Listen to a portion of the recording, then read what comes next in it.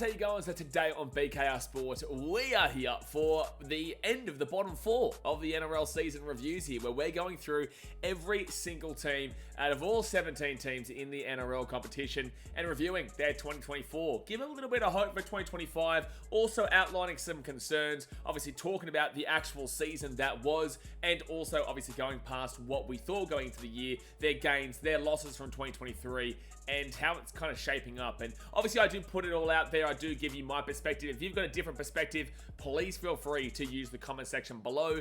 Obviously this one here, guys, is quite an important one. We have already done the West Tigers, the South Sydney Rabbitohs, and the Parramatta of the Squeals, the Parramatta Eels. All three of those videos are ready to rock and roll for you to watch right after you finish this one, because it's going to be a good one. It's my team, the Gold Coast Titans. Yes, we are here for my team, which is, a hard one. Obviously, guys, I will outline first and foremost that myself and Clarky's Rugby League column, we host a weekly podcast, the Gold Coast Titans Frontline podcast on YouTube, Spotify, and Apple, where we go through everything Gold Coast Titans, men's, women's, the feeder clubs of Tweed Seagulls and Ipswich Jets. We talk about literally everything involving the club. Even PBC was speaking about last week. So, everything involving the Gold Coast Titans. If you want more deep and analytical, discussion from two people that are very passionate and love this club very, very much, that's the place for you to go to. I'll actually comment with it on this so that you can go and jump onto that podcast. But like I said, today we will be getting into the Gold Coast Titans and talking about how rough of a year it was. I was at every single one of these games. I was there at every single game, from Townsville to Canberra to New Zealand to Sydney, Coffs Harbour, Newcastle, you name it, I was there. And yeah, look, it was disappointing. It was a disappointing year for sure, where there were exciting times. There were times where there are massive positives that we will talk about. There is, however, a lot of negatives that really encompassed our season that are really frustrating and concerning, that the same kind of consistency in the way we lose and the way the Gold Coast Titans struggle, there is consistency through that. But let's go have here a look at the table, where they did obviously finish in 14th. Now, last year, they also finished in 14th, and I think the year before that, they finished maybe in 14th too, because it was third last rather than, hold on. So 2023, the Titans also finished in 14th out of 17 teams. And then in 2022, I feel like we came third last. No, so it's been fourth last for the last 3 years in a row. That's pretty crazy. Then obviously in 2021, the Titans did make the finals here in the top 8. However, they had 14 losses with 10 wins. Even that year wasn't exactly fantastic, but it's actually pretty crazy that the Titans have not moved the spot from the bottom 4 in the exact same spot for 3 years in a row now. 13 is the equivalent. 13. Oh, okay, don't worry about it. 13 is the equivalent of 14 because of the added team in the Redcliffe Dolphins there. So, yeah, really frustrating to even acknowledge that just now, because that is the first time I've recognized that. Let's get through to round 27 here. I don't know why that's gone backwards. But yes, so 3 years in a row, the exact same position. So at least they are consistent, that's for sure. Not moving up. That's the problem, however. This year, 8 wins, 16 losses, with a minus 168 points differential, which is not good, as you would have heard throughout the 3 reviews we've already done so far. Defense wins championships, and the Gold Coast Titans are not renowned for their defense. They unfortunately gave up 656 points in this season, which is the, 4th worst, right? So at least they're not lower than where they should be, but they're not higher than where they should, where they are. They are in 4th last for their defense, whilst the attack that everyone obviously talks very heavily about and says the Gold Coast Titans at least have a really, really good attacking play. Unfortunately, you look here and it's not actually necessarily the truth. 488 points scored throughout the season. That only beats out the West Tigers and also the Knights and the Raiders. So they are exactly in 4th last for the attack as well. So both defense and attack, you do see 488. It's better than that. It's better than that. And it's better than that. This is close in the Rabbitohs in 494. But everybody else is at 500 for the Eels, for the Warriors, for the Broncos, for the Dragons, for the Dolphins. These are all the bottom 9 teams. The only one close in the top 8 would be the Bulldogs with the 529, which isn't that far off in regards to 50 points attack. But the issue is, everyone focuses on this, and they are valid and rightfully so justifiably to look at the defensive number there of 656 points against, but they don't actually realize that the attack isn't as flowing as people make it out to be. So that is a major concern, because it does seem like, because we do have such energetic and fruitful nature about the way we play, we're very elusive. You've got some great players like Keanu, who was incredible this year. You've got JC, Jaden Campbell. You've got David Fafita. You've got all these kind of guys that can just really... Lofiana Khan-Pereira, who broke the Gold Coast Titans try-scoring record this year, but also won the highest try scorer in the NRL competition in 2024 for a bottom 14, which is impressive, and also considering those attacking numbers. But there is so much energy and spruce about the play, but I think that does hide the fact that the attack is not necessarily clicking like you think. It's not necessarily clicking, and we'll get into the draw and how the season panned out, which was a very up and down year, very, very tough year, and that is exactly why they're in the position they are. But it is a major concern, because this hasn't been fixed. Actually, I want to go and have a look at last year's 656 points given up this year. 2023, there was 653. So was that 656 the last one? Was it 656 in 2024? 656. So they've actually given up 3 more points in 2024 than 2023. And in 2022, they gave up 660 points. So there's nothing changing right now. There's nothing changing in that defensive structure. Nothing. There is literally 3 points more conceded than 2022, but only 4 points less conceded than 2023, and this one with 2022, 4 less points conceded. So they've improved by 4 points defensively in 2 years, but lost out comparatively to last year. This is really frustrating to talk about, because obviously this is my team, but I am going to give you a fair analysis of the club, because I'm going to give you a fair analysis of every single team. So that is a lot more concerning than people are probably getting credit for. However, I will give you somewhat of an excuse here. Obviously, Tino Fa'asul Malawi, on a massive amount of money at this club, is here for a very long time. Did his ACL in the second game of the season against the Canterbury Bulldogs. That obviously impacted the year quite dramatically. A lot of the spine have been injured throughout the year. AJ Brimson obviously has been in. Connor Kenny's been in. JC, Jaden Campbell has been in at points to the fullback role. The 5'8", has been Kieran Foran, has been Tanner Boyd, has been Jaden Campbell, has been Chrissy Randall. At times, right? So there has been, even Tommy Weaver, there has been a lot of changes in that 5'8" role, and the same thing goes with the halfback role, where Kieran Foran obviously ended the season as the halfback, but at points you did see Tanner Boyd. Yeah, saw Sammy Verrills named there at one stage because of how many injuries there were. Tommy Weaver was in there at one stage. There has been a gigantic... Even the fullback, Jalen DeGroot, is another one that had to play there at one game for the Knights before he got injured before that Panthers game, right? So there is a gigantic amount of injuries that you do have to weigh in to this record, and weigh in to... this is actually round 25 as well. Let's go to round 27. But then you do have to... Why has it just gone there? That's round 15. This is just mucking around right now. It's mucking around. Now we're right. Now we're there. So there is a gigantic amount of injuries that you do have to weigh into this season. And we found out also that the last 5-6 weeks, Dave Fafita was playing with an injury. But you'll find in 2025, Tino is effectively a brand new signing for Desi, which is great. But that's another thing. The Titans have gone through an adjustment period. Justin Holbrook was the coach until the 3-quarter mark of last year.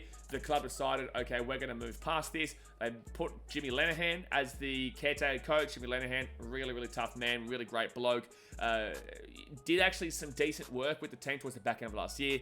Des Hasler then comes in and is a very polar different coach to what Justin Holbrook was. He needed a dramatic amount of changes from what that team was to what this team is, and what he wants to deliver, like he delivered with Manly, like he delivered with the Bulldogs, you name it, right? So there's a massive adjustment period that needs to be made, and unfortunately it came to bite us at the beginning part of last season, right? So let's go have of this season, last season, whatever. We go back to the start of the year, and it's obvious we started this season 0-6. We lost to the Dragons 28-4, had a bye, lost to the Bulldogs 32-0, lost to the Dolphins 30-14, 35-22 to the Cowboys, 21-20 to the Raiders, dodgy, and then the Manly Seagulls, we lost 34-30. I would piece these 3 games together. I would piece those 3 games together right there and say that a capitulation of the preseason hype and a real reality check in regards to the belief that this team had going forward, because they do have some good players. We'll get into that in a second over on the signing side of things, but that was a real whack for 6, because there was a lot of excitement, a lot of belief, and rightfully so, with the fact that Desi's done well with the Bulldogs and Manly very early doors and whatnot. But it clearly showed there needed to be changes, because you've got to remember, this is still effectively Justin Holbrook's team. It's not Des Hasler's team, right? So Des does need to implement himself, but contract-wise, a lot of the big-time players are actually signed for a few years, so it's very difficult for Des to actually tinker. And I don't know if he's actually been told that if he even can, if you know what I'm saying. So, well, yet, anyway. So, it obviously has been that first year, and you want to give a little bit of grace period, but that first 3 games there were awful. There's no excuses for those first 3 games. No one can give excuses. But I will put these 3 games here of the Cowboys, the Raiders, and Manly, and say there was much more improvement seen after we got rid of that awful start, right? This game wasn't actually 13 plus until, so we actually started to come back in this game. This was the first time the Titans actually looked half decent in this season. And the Cowboys won by 13 plus, but it was only due to a late Kyle Felt intercept, which went, I think it was 6 points in the favor of the Cowboys. He scored a try, got the intercept, and then they kicked the field goal. But this was the turnaround the Titans did need to give them a little bit of something going forward, and believing that this team might actually be a really good team under Desi. Then, unfortunately, this game happens where the Titans actually deserved to win, right? So the NRL actually came out and admitted that this game was incorrectly officiated by Casey Badger, where the Titans should have had a penalty from right in front of the post in extra time. Unfortunately, in the last minute of extra time, the Rays ended up kicking a field goal. But you know, you can wipe this one off as a really controversial one, but at the very least, without that controversy, it's still a close game that you can start to see the tides a little bit turning, right? Then you go down to the Manly game, another controversial one with a very forward pass there, but with that being said, it's not about the controversy, it's about the fact that they are sticking in games. It's about the fact that they are involved, competing, and in the conversation, because it's all about the conversation and it's all about being in the fight. And those 3 games there, the Titans were in the fight. And then it comes together when we go over to New Zealand and we lose, and it comes together when we go over to New Zealand and win 27-24 on Anzac Day against a Warriors team that were facing their own trials and tribulations at the point. They were facing a few troubles, but the Warriors were heavy favourites. We finally got that win. It was a really, really important game for the Titans season to get them on track, get that first win under the belt, and really start to get a bit of a move along. It's unfortunate that this game comes right after against the Storm, where the Storm are obviously the best team to be able to hold out. They're able to win those close games, regardless if they look good or not look good. They still win, and that's exactly what they did in this game. And then, obviously, this game, the Cowboys, was when injuries went whack to the Titans season. They lost like 4 players throughout the game, important players to long-term injuries. Tanner, AJ, Harley Smith-Shields, these guys. And the Titans had to hold off a late surge from the Cowboys. It was 20-0, came with 2018. So you look at that part here, and you're very happy with the 3 games that followed this real grindy period up here of the Cowboys, the Raiders, and Manly. Then you get some really important games here. This game is another one, and it's unfortunate that I have to keep bringing this up, but obviously this was a very controversial game, Magic Round, where Brian Kelly scores in the last minute or so. Everyone agrees that it's a try except for Knights fans, and the Knights obviously go and win that because the bunker says that it was a no try. You can actually look at these 2 games here, that one against the Knights and that one against the Storm. This one is more unlucky that we just weren't able to get over the line against the team that came first this year. And this one, obviously, extremely controversial decision-making late on in the game. Titans also threw away a bit of a lead, though, so you do have to focus on that. But when they beat the Broncos here, you can say the Titans were extremely close to going 5 in a row after they went 0-6 to start the season. So we don't really look at that too heavily there, you know? And it started to look a lot more positive, especially with a win here. Well, 3 wins out of their 5 since the Warriors, Cowboys, and the Broncos. Then they had the bye, so you can add that in, say 4, so you get 8 points out of effectively, 5 games or 6 games, whatever you want to say. You get 8 points there, which is a great start to really make it start that push back up towards the top 8. But I will clarify, the season finished after they went 0-6. You can't chase the comp that hard. If you lose 0-6, you're done. Season's over. It's as simple as that, and that goes for literally everybody. If it happens to you in 2025, your season is over if you go 0-6, because then you have to chase every single game, every single point of the year, you cannot slip up, which obviously the Titans did do quite a bit. They slipped up. This period here was one of the most awful periods ever. They go and lose to the Rabbitohs, and they go and lose to the Tigers. The Rabbitohs were last, and the Tigers were also last at the time. So this was a really poor period for the club. Luckily enough, however, the Titans then bounced back with a massive 66 win over the Warriors, then a bye, then obviously beat the Sharks, beat the Eels, get humbled by Manly at Brookvale. They were up, and then they fell apart. They were up 8-0, and then they completely fell apart down there. And then a win against the Dolphins and a comeback, a revenge comeback for last year, and then also the Broncos thumping. On the podcast with Clarkey, I outlined that as the grand final for the Titans. I saw it coming. I knew what was going to happen towards the back end of this year. I knew that game right there was done. That was it. Because the season cannot be chased from the outset when you are 0-6. The season cannot be chased from there. So although you have that hope and that belief and that passion to keep on going, once you get past the season and it's finished, you cannot chase a season from 0-6. After 7 rounds. No, sir. No, sir. You've given too much of a head start. So once they got through this period where they did get some good wins against the Sharks, great opponent, Dolphins fighting for the 8, Broncos at the time fighting for the 8. Manly obviously was a real one to really show you as well where the Titans were at. But overall, that period of 5 games there, very impressive. But you cannot chase the season from 0-6. So you knew that at one stage it was going to end. You knew it.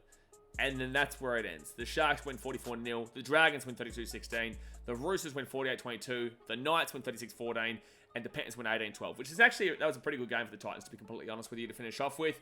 But an awful 4-game stretch here. An awful 4-game stretch where they conceded 44-32. That's 50-60-70, 76 points. Like 116 points. Nearly 150 points. It might even be over 150 points. I think it might be 152 points in a 4-week stretch, while scoring 0, 16, 22, and 40. So it's like 150 to about 52. So they got outscored by about 100 points in 4 weeks. Right? So this team's averaging like 28 points conceded or 27 points conceded in 2024. So yes, I look at this period and say, I do blame the 0-6 start, really, for this. That's open to interpretation, but I do think the 0-6 start sorts that out, and then this was just a proud performance to finish it off against the Panthers there. Knights was terrible, Roosters was terrible, Dragons were terrible, and the Sharks was terrible for the Titans on behalf of our club, right? So, well, not on behalf of our club, I'm not speaking for anybody, but I'm saying, like, in regards to our club, we were terrible in these games. I don't think that anybody can admit otherwise. At least in the Roosters game, we did actually give it a good crack for the first 30 minutes before just falling away in that last 10, which was really, really disappointing. So that's the season snapshot. I would say there's actually nearly 2 winning streaks here. You know, you've obviously got this big winning streak here, the 5 out of 6 games at this area, and you've also got this little area here where the win of the Warriors, the win over the Cowboys, and the win of the Broncos. This one is up for debate. And then this one is just the better team won, obviously. But I would include this area in a very similar light to the later on in the season. So that's the snapshot. Overall, the snapshot thing that I would say would be you cannot start 0-6. I repeat that again. You just cannot, because your season's done immediately. And there's no point. There's a point competing just for the sake of it, but there's no point thinking you're going to be a big-time team if you go 0-6. Now, and that has to be rectified going into 2025, no doubt about it. We go into the signings here. The first thing I notice is that pretty much every player, the majority of the big time players for the club, are signed for a couple more years. It's not just next year. There's not much player options. There's not much club options or mutual options. There's just straight up, here we go. Here's your contract, right? So Brimson, obviously signed to 2030. Interesting situation right now with him, Keanu, JC, Brown Group, all this, right? Really interesting to see what happens with AJ and where he gets put. Loffy, Bo Firma, Brian Kelly, the new signing of Carter Gordon, Chris Randall, David Feder, all 2026. So we've still got another full year before we have to start even considering what's going on there. Aaron Clark, as you know, has gone to the Warriors. Harley Smith-Shields did an ACL, or did quite a few injuries throughout the season. He's got next year as well. Isaac Liu, he's off. Isaac Fasul Malawi, we have to figure out what we're going to be doing with him. Jacob Arlick, we're waiting for knowledge on what's happening with Jacob Arlick-Winky. Jimmy Jolliffe and Jaden Campbell, more on the 2026 area. Joey Stimmo, waiting to hear what's going on there. Jojo Fida, Josiah Pahulu, Keanu Kinney, all in a very similar time frame. Palacia, again, then we get towards the back end here where we're seeing a lot of 2025s. Obviously, Kieran Foran, we're expecting very clearly this is probably his last year coming up. I know Kieran well, great bloke, but I know that he knows it's probably time to, start considering what's going on afterwards. And I know he'll stick around. He loves his club. We love him. He'll stick around in a coaching role for sure. Kevin Marlowe is still signed for next year, but I know that he'll want to look for options because he's just not going to get a spot in the wing unless there's a lot of injuries in the wing department. And Kenneth Palacia obviously only came for the Broncos last year. Mikey Fodawaker, obviously 2027. That's great news. Still 4 years there, or 3 years. Phil Sami, 2026. Sam Verrills, 2026. Just want to point out the rumours in regards to Sam Verrills, 2026, which means that he can't actually talk to anybody until the end, November 1st of next year, right? So all these rumours, I don't know where they're coming from, to be completely honest with you. Tanner Boyd obviously still got 1 more year. Tom Weaver still waiting to hear about what's happening with him. And then you got Tino, who's got a contract to 2026 and then a player option until 2033. Right, so that'll be interesting to see what happens in 2026 to see if he does take it up, but I assume that he more than likely will. And then you got Tony Francis, who debuted this year.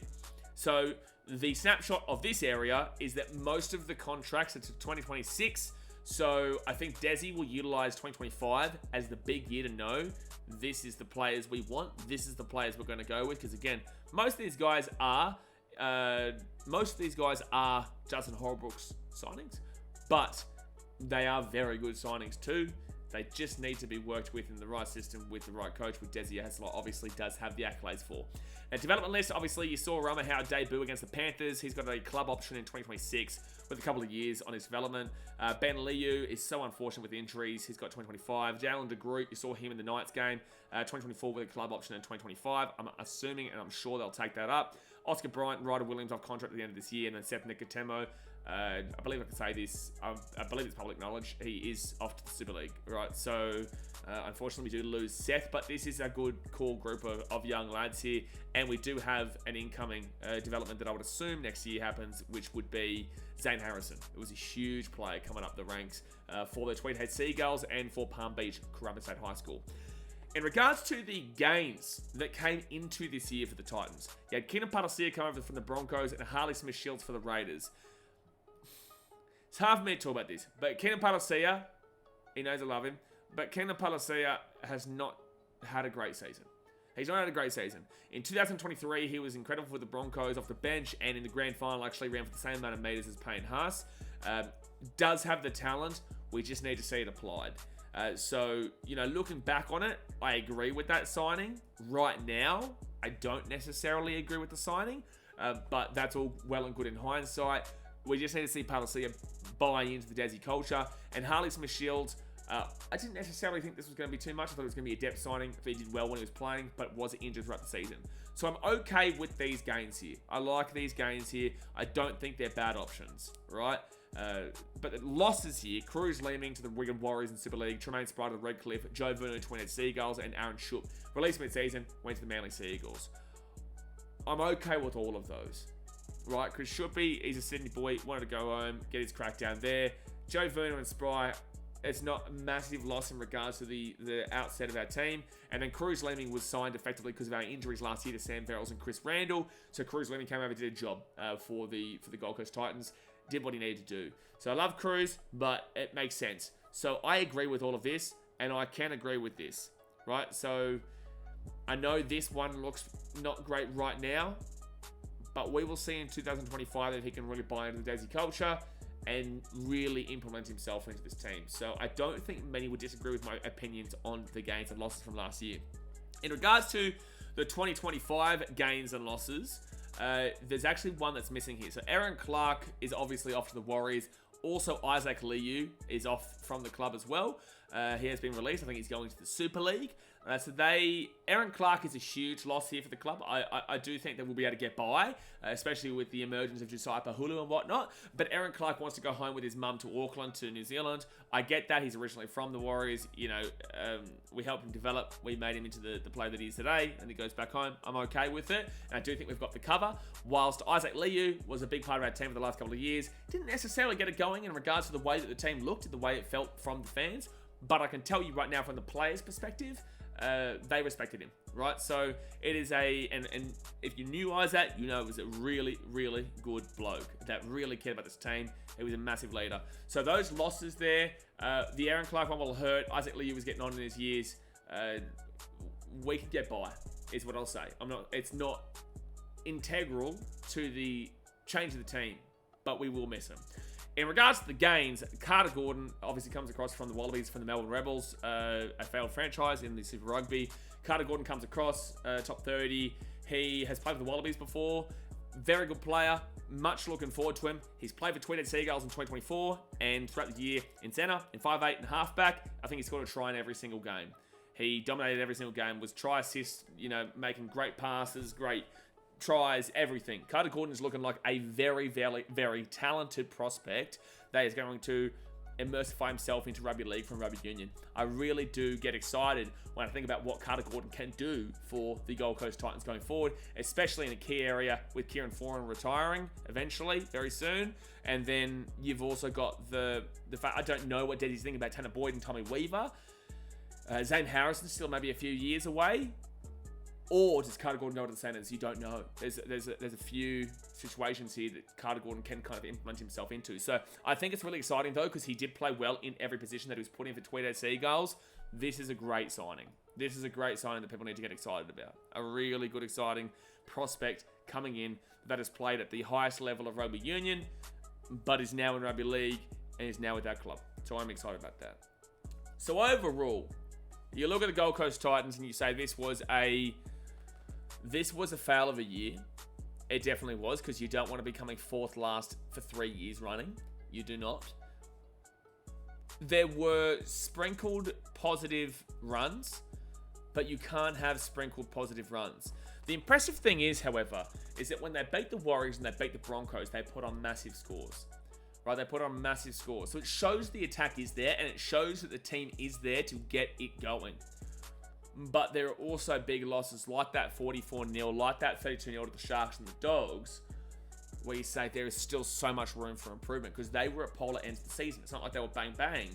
Dogs was round 2 or round 3 after the bye, and the Sharks was like round 21 or round 22. Where is it?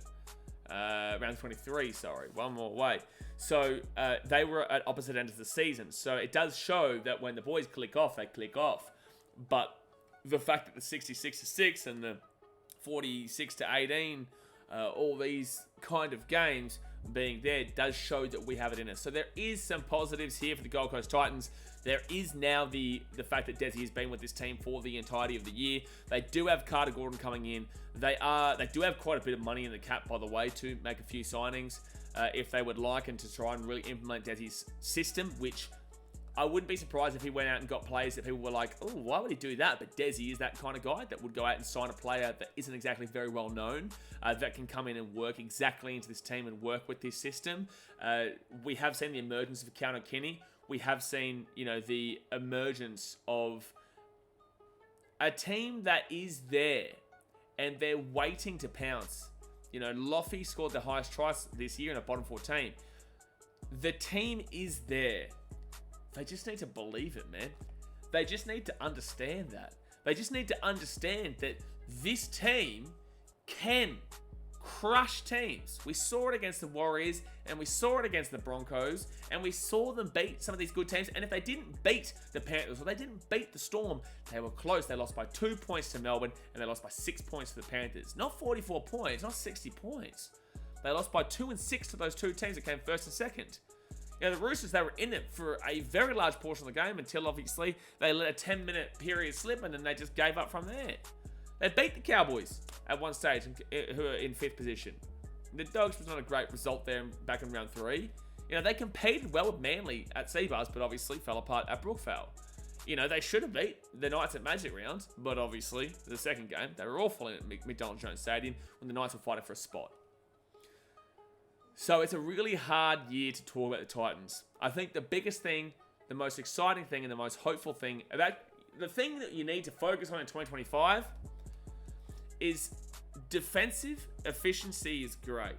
Our collective defensive efforts are actually there. They are there. Look at the defensive efficiency. I'm telling you, you'll be surprised. But it's the individual lapses. is the individual lapses that they don't come together as a collective. But for the majority, it does kind of hide that, right? But then teams can go bang, bang, bang, despite the fact that the defensive efficiency has actually been so solid, the Titans will throw it away. So you sound like a broken record every single year. But the defense needs to be sorted out. But do not forget that this attack needs to be better on a consistency level as well. It does. There is 2 levels of the game that still need to be rectified. But the Titans have a lot of upside. There is a significant amount of upside in this team, but the team always has a significant amount of upside.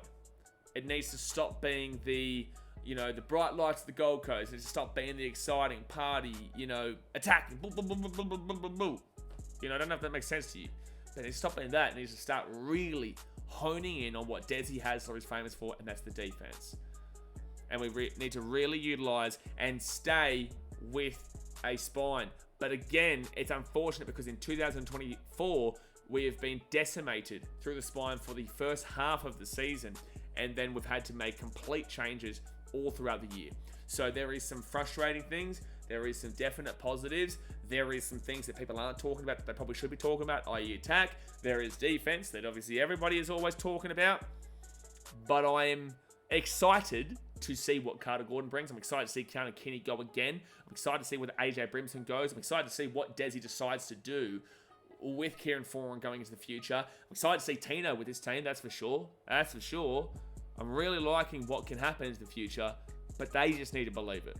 They need to understand it, and they need to go all in on knowing that this team be there when they do it. It's not about feeling the energy. It's not about the fact that we want and need to be a Roosters or a Panthers or a Storm. No. We need to point out to be there when it happens, because when it happens, there'll be no party like the Gold Coast. I can tell you that right now. It will light up like crazy. No party like the Gold Coast. So I'm excited. A lot of negatives to fix up, but I am excited. So we go again in 2025. But if you guys agree or disagree with any parts of this, you agree with me, cool, comment. If you disagree with me, cool, comment. If you disagree on parts or agree with parts, I would love for you to comment. I want to hear your opinion on the Gold Coast Titans in 2024. Do you believe they can do something in 2025, or do you think that is a red herring? Do you think that, we say that every year and they fail every year? I don't know. Comment it below. But I appreciate you guys. Obviously, hit that like button. Subscribe if you're new around here. We're going through every single team across all 17 teams. Like I said, there is a podcast, the Gold Coast Titans Frontline podcast, myself and Clarkie's Robert Lee column, where we talk all throughout the season, plus also the off-season and the women's game. Everything, you name it, every Thursday. There's a podcast that came out last week, a podcast that comes out this week. Get excited, baby. But I appreciate you, and I'll see you guys next time. Thanks for watching. Catch you later. See ya.